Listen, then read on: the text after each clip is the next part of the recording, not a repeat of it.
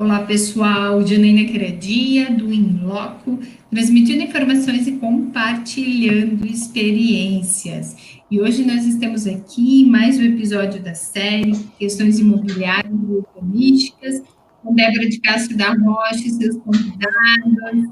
Débora, muito bem-vinda mais uma vez, minha amiga. Hoje é a bola da vez é do Ney, nosso Claudinei, que está aqui conosco. Lembrando que a temática que é abordada aqui na Débora, na série dela, normalmente, em regra, é a mesma que é publicada na nossa coluna no Paraná Portal. Então, você que se interessar pela temática, pode acessar por lá também. Débora, estamos aí, começando mais uma semana, minha amiga, e diga como que vai ser a temática, como que vai ser a abordagem de hoje.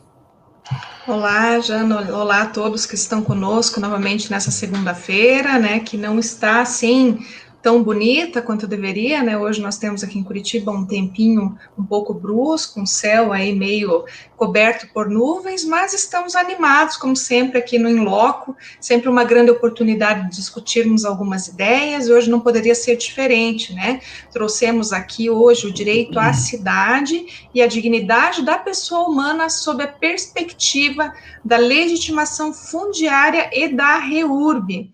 Como todos que já nos conhecem, sabem que nós gostamos muito de falar de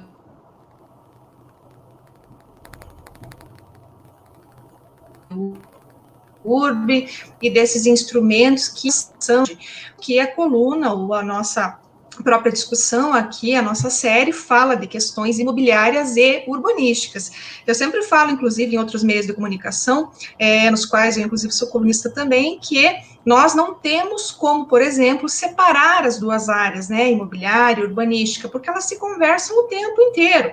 E temos momentos aqui que nós trazemos, às vezes, o direito tributário, em outros momentos o direito ambiental, que também acaba se conversando bastante aqui com, as áreas se conversam muito, né, o direito ambiental, o direito urbanístico, o direito imobiliário, mas o direito imobiliário e do urbanístico é praticamente indissociável, né? Então, a gente tem que compreender esses institutos para conseguir fazer um trabalho bem feito, conseguir entender a sistemática da cidade. E quando a gente fala especificamente em direito urbanístico, eu logo remeto vocês ao direito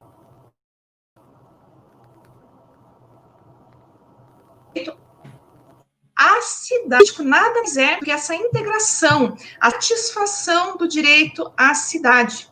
E quais seriam, então, os instrumentos capazes de trazer essa satisfação para o coletivo, para quem ocupa, para quem vive nas cidades? Então, seria que o direito urbanístico, através desses institutos importantes que são, por exemplo, aqui o Estatuto da Cidade e também a Lei 13.465 de 2017, que acabou, então, perfectibilizando, tornando possível aí trazer para o plano fático a ideia da regularização fundiária. Não que isso não acontecesse, a gente já falou disso aqui em outras oportunidades, já existiam outras normativas que contemplavam aí a possibilidade de regularização fundiária, tanto é assim que muita regularização aconteceu antes, né?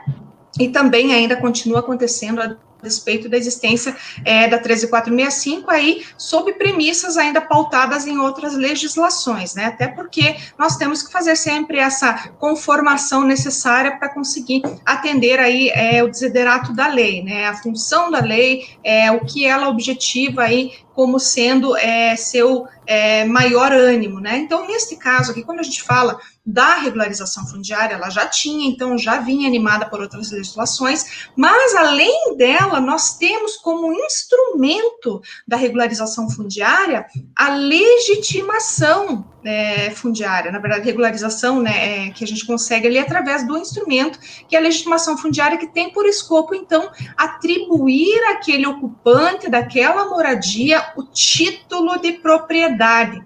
E olha só, quando a gente fala de título de propriedade, logo a gente fala desse direito à cidade, olha como a questão é ampla e ela é linda, porque se eu consigo enxergar através da legitimação fundiária um direito à cidade, logo eu consigo identificar o princípio constitucional da dignidade da pessoa humana, porque eu só consigo satisfazer esse anseio constitucional a partir do momento que, sob a perspectiva do direito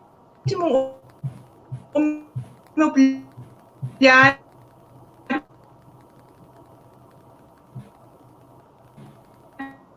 e sob a perspectiva do direito urbanístico, urbano apenas através da possibilidade de ocupar, mas sim da possibilidade que essas pessoas tenham de ter um título de propriedade. Então, isso para nós é essencial. Se eu tenho um título de propriedade, logo eu tenho dignidade, eu posso dizer que aquele imóvel é meu. Então, nós temos ali, através do Estatuto da Cidade, claro, que promoveu, inclusive deu aí a possibilidade de nós termos o plano diretor, porque, como se sabe, temos aí a possibilidade, através, inclusive, de normativas federais, né, de ter a organização e estruturação da cidade. Então, compete à União Federal instituir diretrizes para o desenvolvimento urbano, mas, ao mesmo tempo, o município também tem a capacidade, a competência para legislar sobre assuntos de interesse local. E quando a gente fala em legislar em assuntos de interesse local, logo nos vem à mente o plano diretor, porque o plano diretor é justamente esse instrumento hábil a conseguir, então, promover o planejamento e também o equilíbrio dessas cidades. Então, eu consigo promover e, dessa forma, também satisfazer. Claro que, por si só, não é possível apenas imputar ou apenas esperar que o plano diretor consiga resolver esse emaranhado todo, especialmente porque quando a gente fala de REURB, a gente fala normalmente de imóveis que estão sendo ocupados em regiões que nem sempre são guarnecidas por saneamento básico, enfim, estão em áreas que nem sempre são as mais adequadas, ou mesmo até que acabam impactando diretamente e negativamente no meio ambiente, mas claro que, a despeito dessas situações, a premissa básica que nós trazemos aqui é justamente para tentar promover essa inclusão através da legitimação fundiária. Seria muito romântico só falar de como a lei está ali bonitinha, é fácil fazer. Não, não é fácil fazer, não é, e não é simples porque eu dependo de vontade política. Nós temos, inclusive, em Curitiba, uma legislação específica que, infelizmente, ainda é desconhecida de inúmeros órgãos, pasmem. Então, nós temos muitas dificuldades de implantar, de efetivar direitos fundamentais, e especialmente o direito de propriedade, de consolidação realmente dessa garantia, que é a atribuição dessa titulação de propriedade a esse indivíduo que deveria, sim, receber, mas falta vontade política. Então, não dá para romantizar. O Instituto, ele existe, ele é um instituto maravilhoso, mas nós temos que ter, aliado a isso também, essa possibilidade de implementação. Claro que nós dependemos de um plano diretor, nós temos que promover uma adequação, até porque o direito à cidade que se tem, na sua acepção jurídica mesmo, ele é aquele voltado à satisfação desse interesse mesmo de integração. No entanto, claro que nós temos premissas básicas que deverão ser atendidas. Por exemplo, claro, muitas pessoas vão discordar. Mas se eu quero atender, eu tenho que promover independentemente de qualquer coisa, né? Não importa se atendeu ou não atendeu ali, por exemplo, a propriedade, o tamanho de área mínima, enfim. Claro, também concordo que deve ser, então, contemplada aquela pessoa, aquela moradia, enfim, mas deve haver também uma reestruturação, deve haver uma reformulação disso tudo para que essas pessoas sejam contempladas. E mais do que isso, até, como eu falo para vocês aqui, é um momento até que a gente tem para discutir esse tipo de situação, mas, infelizmente, como a gente fala, não é possível, muitas vezes, se concretizar essa legitimação fundiária, a própria REURB, por falta de conhecimento de quem deveria ter. Então, existem todas essas dificuldades, mas certo é que, dentro daquilo que nós buscamos trazer no dia de hoje, sobre a questão da legitimação fundiária, nós temos que ter em mente que é um instituto muito importante, por si só, ele tem, sim, a possibilidade de formalizar, ou seja, trazer este imóvel, trazer esse cidadão efetivamente para a titulação, para a percepção do seu direito de ser titular de uma propriedade. Então, essa é uma satisfação importante. Claro que também nós temos que olhar lá para o Instituto da REURB, verificar que existem diretrizes que são impostas, até para que o negócio não vire oba-oba, né? né? Temos um marco tempo, a limitação de 2 de dezembro de 2016, que é o momento específico, até aquele momento eu devo ter a consolidação, a marca da irreversibilidade dessa área, desses núcleos urbanos informais, porque, diferentemente disso, eu também não consigo satisfazer esses direitos, até porque seria fácil, né, que de repente começassem se estruturar, se formar outros núcleos posteriormente a esse lapso temporal, o que acabaria chancelando aí a arbitrariedade, né? E eu também não conseguiria regrar, aí eu não conseguiria promover, de fato, essa regularização daqueles que já existem, né? Então, todos se aproveitariam de uma situação para conseguir regularizar dessa forma. Depende também, claro, da municipalidade, para poder entender, poder estudar e verificar que aquela área é passível, sim, de regularização. Então, são várias situações, Jana, que nos trazem aqui a pensar, a refletir sobre institutos importantes, que são a 13465 de 2017, que traz a regularização fundiária, e também, claro, o nosso plano diretor, ali trazido também pelo Estatuto da Cidade, que é uma legislação extremamente importante, lá de 2001, que também vem animada com esse propósito de estabelecer essas diretrizes da cidade, justamente pela incumbência que fora aí conferida pela própria Constituição Federal lá em 1988, ou seja, nós tivemos um lapso de tempo bem grande, né, inclusive de 88 até 2001, que foi quando surgiu ali o Estatuto da Cidade, para que, enfim, pudéssemos ter essas diretrizes impostas pelos próprios municípios no sentido de organizar a cidade. Mas vejam que essa situação é tão interessante que, inclusive, quando você fala de regularização fundiária e pressupõe-se que, a partir dela, você conseguirá possibilitar a inúmeras pessoas essa titulação, inclusive ações judiciais que vão contra esse interesse acabam sendo prejudicadas, por exemplo, até reintegrações de posse, como a gente analisou, inclusive, ao produzir esse estudo, né, o artigo que fora publicado hoje na coluna do Inloco no Paraná Portal. Então, assim, nós temos essa possibilidade, lembrando também que a legitimação fundiária, esse instrumento interessante, ele pode ser utilizado apenas na REURB-S também, até porque a própria legislação, ela vai nesse sentido, e que nós somente conseguiremos promover na sua acepção jurídica integral a dignidade da pessoa humana, pelo menos no direito urbanístico, quando nós, de fato, nos voltarmos à satisfação plena desse interesse, e não só nós, administrados, mas sim os administradores públicos, no sentido de promover políticas públicas voltadas, de fato, à satisfação desse ideário. Do contrário, a gente vai continuar somente com uma lei no papel que não se presta a absolutamente nada e a discursos vazios, muito embora sejam bonitos, como esses que nós até produzimos aqui, não só nós, como todos os colegas que também militam nesse sentido. Então, acho que vale a pena, né, Jana, a gente também, como a gente compartilha essas experiências, trazer essas impressões, porque, sabe, se a gente não fizer algo e se a gente também não se manifestar de alguma maneira quando a gente tem a oportunidade de fazer, as coisas sempre vão continuar do jeito que estão, como estão, porque, infelizmente, muita gente fecha os olhos para tudo isso que está aí, tá? Então, gente, era isso. Eu desejo, de fato, que a gente consiga utilizar esse instituto magnífico que é a regularização fundiária da 13465 e a legitimação também que vai propiciar essas pessoas terem, então, dignidade, titulação de propriedade também em seu favor. E, claro, o direito à moradia. Tá bom? Ó, já me empolguei, vocês viram, eu tô pegando aqui essa confiança, né? A gente tem liberdade, ainda mais que a gente é amiga, então a gente vai conversando como se estivesse em casa, né?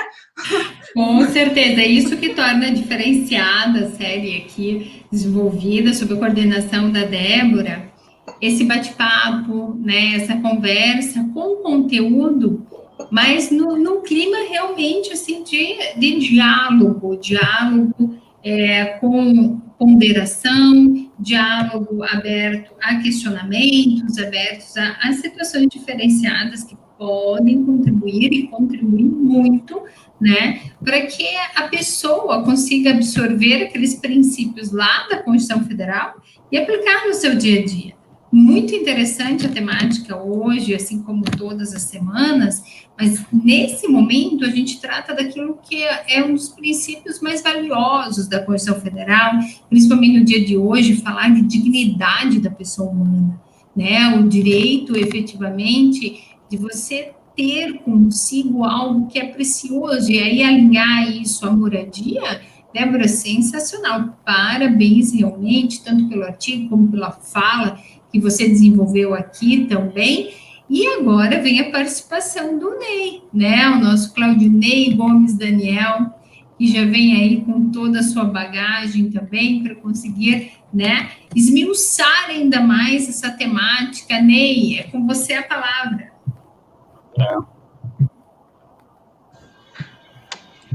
Obrigado, Janaína. Também dando atenção à palavra da professora Débora, muito bem colocada, né? Inclusive até muito bem colocada aí, referente ao que se trata aí do poder público, né? Podemos também, né, dar continuidade aí sobre o Estatuto da Cidade, né, que é regulamentada pela Lei 10.257, sancionada em 10 de julho de 2001, né, que dispõe do Estatuto da Cidade, que trata-se das diretrizes, né, das diretrizes gerais de execução na política urbana, principalmente na política urbana, que trata-se do poder público, né, regulamentando os artigos da Constituição Federal, o artigo 183, novamente aí trazendo aí o direito à cidadania, o direito à moradia, né, o direito à dignidade da pessoa humana, a nossa Constituição fazendo valer, né, e também que trata-se de políticas de desenvolvimento urbano, né, e essa lei, essas normas de ordem pública, de interesse social, como a doutora também já citou, a professora Débora, de uso de propriedade, garantir o direito à cidadania sustentável, né?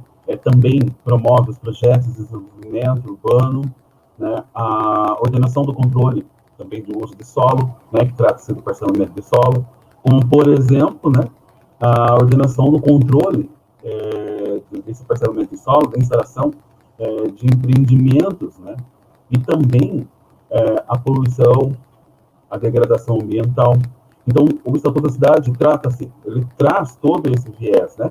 E bem como, não tem como falar do Estatuto da Cidade sem falar também da REURB, né, da Regularização Fundiária Urbana, que é a REURB-S e a REURB-E, né, que a REURB-S, até nós já citamos em outros momentos, em outras ocasiões, que trata-se de interesse social, né, e que o E já trata-se de interesse específico, que traz aí a Lei 13.465, sancionada em 2017, né, uma lei nova, né, que é um conjunto de medidas jurídicas, ambientais, urbanísticas, né, da sociedade e destinado à incorporação desses núcleos urbanos, né, que são esses núcleos informais de território urbano, né, de titulação dos ocupantes, tá? E que traz aí um procedimento para essas regularizações, essas definições, que é o REURB-S, e também o REURB-E, que é a regularização de interesse específico, né? E que algumas pessoas que estão nesses locais para necessário a regularização, na verdade, quem poderia até trazer, quem poderia até solicitar essa REURB, né, são os proprietários de imóveis, os legitimados, né, que estão ali possados de imóveis, de terrenos, né, até de incorporadoras, que o importante é frisar que o legitimado poderá promover todos os atos necessários à regularização, né? Então, ele pode requerer isso junto ao poder público, tá? E que o que eu acho mais interessante de tudo, né, fazendo todo esse estudo, já existe uma lei federal, né, a 465, existe a cidade, mesmo assim, é necessário que esteja regulamentado no município. Então, isso acaba emperrando de uma certa forma, né, até puxando um pouco até a fala da doutora Débora, acaba emperrando de uma certa forma e acaba não dando aquilo que na verdade, o proprietário, os moradores que estão de uma forma irregular, a dignidade. Por quê? Porque eles não querem só ir lá e ter a posse, eles também irão contribuir com seus impostos, né? Então, isso faz com que o poder público, de uma certa forma, até pela morosidade, pela forma como trata, sabe? Pelas ramificações, às vezes até eu fico pensando, nossa, você faz uma solicitação junto ao poder público, roda o mundo lá dentro e você nunca chega realmente será que quando que vai finalizar isso, né? Então, o projeto, por quê? Porque, simplificando de uma forma até mais clara e objetiva, o município tem que estar regulamentado a lei, né? Tem que estar regulamentado. Mas, gente, não é uma lei federal. Como que ainda o município sente a necessidade de que seja regulamentada também no município? Por quê? Porque tudo é de interesse, né? Tudo é interesse político, né? Então, traz toda essa situação e faz com que o cidadão, às vezes, entra até numa frustração. Então, às vezes, né, como tem muitas terras, tem muitas propriedades aí que ainda necessitam dessas regulamentações, aí, e como é moroso essa pegada, vamos dizer assim, né, e o município tem que dizer que realmente precisa ser regularizado aquele determinada terra, aquele determinado imóvel, aquele determinado parcelamento de solo, enfim, né? Então isso traz até uma certa complexidade até, né? Você traz a Constituição, você traz a Estatuto da Cidade, você traz as leis federais que regem, né? Enfim, e mesmo assim o município ainda tem que dizer se está ou não regulamentado, né? E passa-se por diversos setores dentro do município e se torna complexo até, né? Então, às vezes até a pessoa que está numa situação dessas, ela até pensa, eu falei, gente, como é que eu vou fazer então, né? Toda essa complexidade. Claro que é necessário que tenha, né? Mas o que falta às vezes é uma pegada do município de uma agilidade, sabe? Porque cria-se tantas ramificações no poder público, né? E aí você acaba que você tem que protocolar de certa forma no poder público para que você tenha resposta, para a partir dali você ter um pontapé inicial da forma como até você vai impetrar aí uma medida judicial, sabe? Então, a lei é linda, a lei 465, você lendo, ela é magnífica, sabe? De uma certa forma. O Estatuto da Cidade é interessante, muito interessante, né? E trata-se aí, poxa, são tantos artigos, tantos caminhos, né? E que aí você acaba enterrando ali no poder público. É como até a professora Débora disse, né? É bonito no papel, mas na pegada é bem diferente, né? Então, até para um cidadão, de repente, ele buscar o poder público, ele sozinho buscar o poder público, ele acaba se frustrando, porque ele não sabe qual caminho tomar, né? Então, aí, o que ele faz? Ele busca o advogado para que o advogado possa impetrar isso para ele, né? De forma, principalmente de forma administrativa, cria uma forma simples, né? Só que não se torna tão simples assim, né? Então, ele não, o cidadão em si, como ele é pouco conhecedor, né? Ele acaba necessitando de uma assessoria jurídica para que isso faça valer os caminhos para ele, porque o advogado vai conhecer os caminhos, né?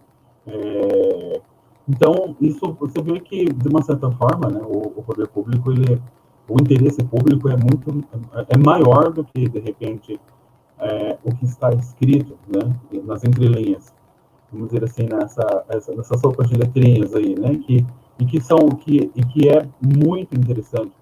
A Lei 465, ela é linda, ela é perfeita, sabe? Tanto quanto a nossa Constituição, né? A nossa Constituição, no artigo 5º e 6º, que traz essas garantias, né, da dignidade da pessoa, né? Do direito de propriedade, da educação, né?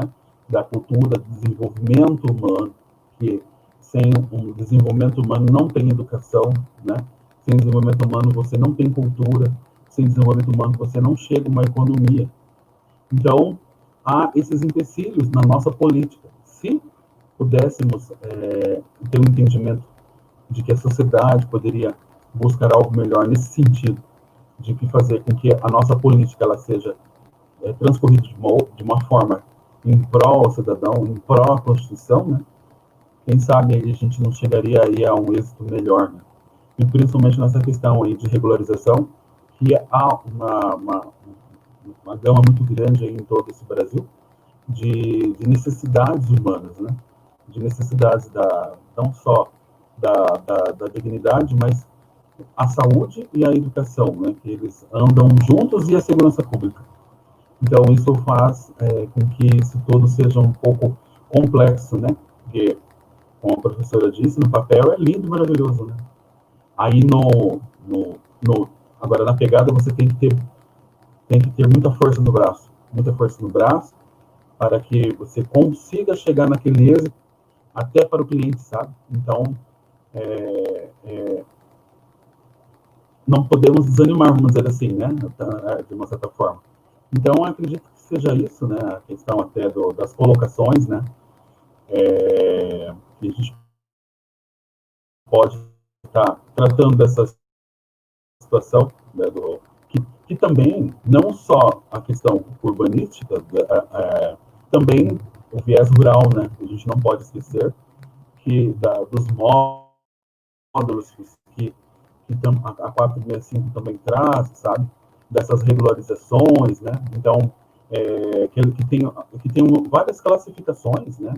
Que trata-se desses módulos fiscais de regularização, que esses módulos fiscais aí também, falando uma pincelada, né? Que trata-se de hectares lá, que tem as definições ali, que também rege as classificações por uma outra lei, né? Que se não me engano, acho que é 8.629, né? De 1993, que também delimita as áreas, classifica também o tamanho da propriedade, né? E que também ela é perfeita aos nossos olhos, né? Aos olhos de quem trabalha com regularização, aos olhos da área jurídica, né? Então, ela é perfeita. Só que precisa ter a questão da pegada para essas regularizações, né, do poder público. Então, a gente fica na mão, vamos dizer assim, do poder público. Então, acho que isso deveriam ter um olhar diferente, né, para que faça realmente valer os direitos do cidadão. O cidadão vai lá e vota, né? Então, a gente precisa desse retorno. Tá? Então, por isso que a gente sempre tem que brigar, lutar, né, para ter os seus direitos válidos, né? Senão, fica Deus dará, sabe? Na verdade, essa uma colocação, né? Porque o Brasil está avançando, né, cada vez mais, tanto nas políticas fundiárias, né, para as cidades, o crescimento está aí, né? Então, cabe ao poder público trabalhar para que todos tenham acesso a ela, à terra. Tá? Então, é isso, por quê? Porque para que o cidadão possa o quê? Poder plantar, morar, trabalhar, transitar, desenvolver inúmeras atividades do dia a dia. Né? Porque a terra é um insumo fundamental, né? É fundamental para a família. Então, seriam essas, Janaína, as colocações, né? Até nós íamos até tratar, né, professora Débora, de repente, até de uma forma menos até exaustiva, de uma colocação assim mais teórica até, né? Mas chega um momento que torna-se até um desabafo, né? De tudo isso que a gente vem desenvolvendo, a gente vem trabalhando, sabe? E que há essa dependência mesmo, né?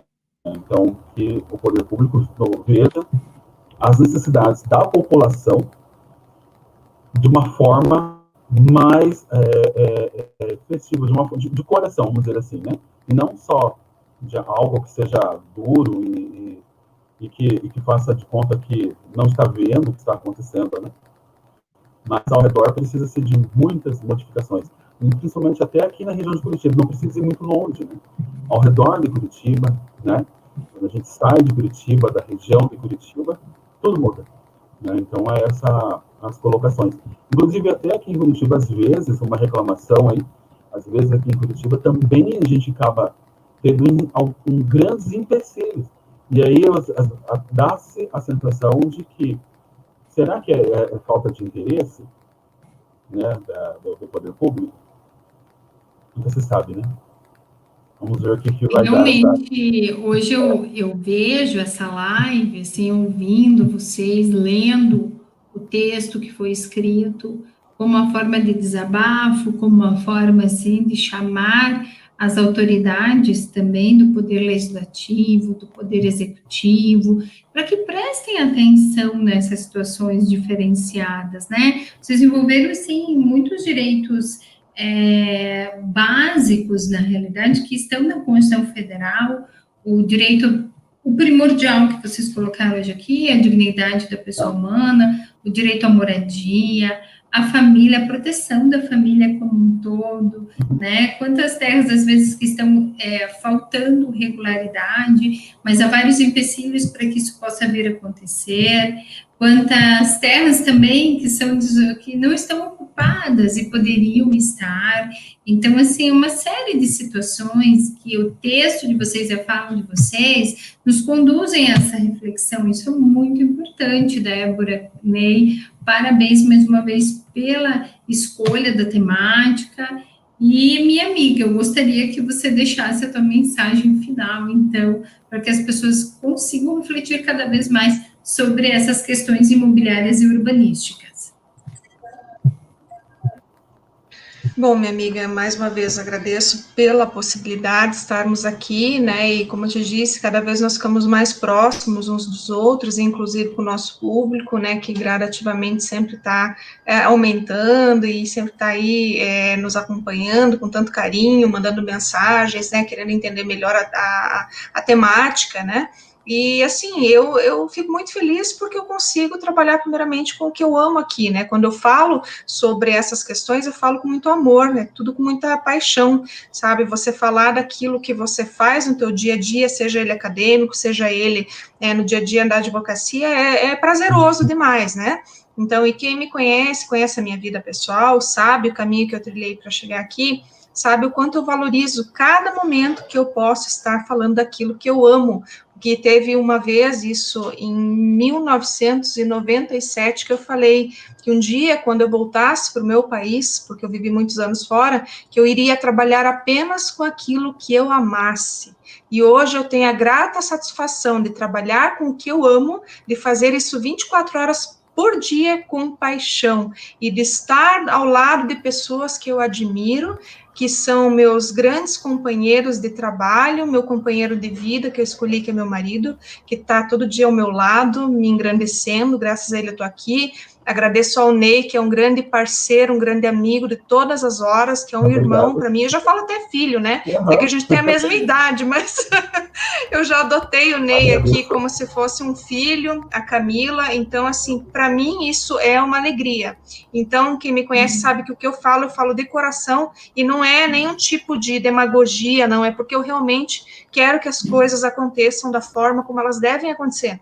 Porque nós nos deparamos diariamente com esse tipo de entrave jurídico que acaba impedindo com que inúmeras pessoas tenham o seu bem regularizado, porque sempre está esbarrando na burocracia. Então, nós, como operadores do direito, como doutrinadores, como professores, como acadêmicos, seja lá o que for, nós temos que cumprir nosso papel nessa sociedade, que é tornar essa sociedade mais justa, especialmente nós, direito urbanístico, tornar essa sociedade melhor, tornar a cidade melhor. Não por acaso que eu escolhi o direito urbanístico e direito imobiliário como as áreas de atuação e áreas da minha vida, porque elas me movem, elas me fazem ser o que eu sou, e eu estou chegando onde eu cheguei porque eu amo o que eu faço. Então, eu agradeço imensamente, Jana, por tudo, pelo carinho, pela tua amizade e por você ter acreditado nesse projeto, que é a nossa série de questões imobiliárias e urbanísticas.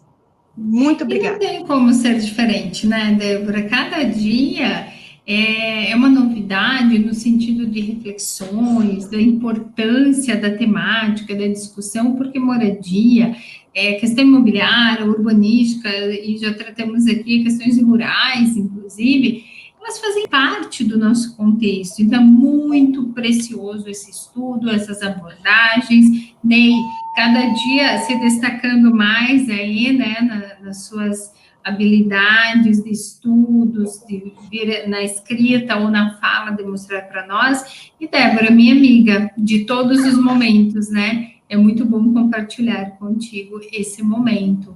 Então, mais uma vez, iniciando com chave de ouro a nossa semana, eu agradeço a vocês pelos ensinamentos, né? E já ficamos na expectativa da próxima semana. Tá bom? Beijo bem grande, gente. Até semana que vem. Obrigada a todos pelo carinho. Tchau, tchau.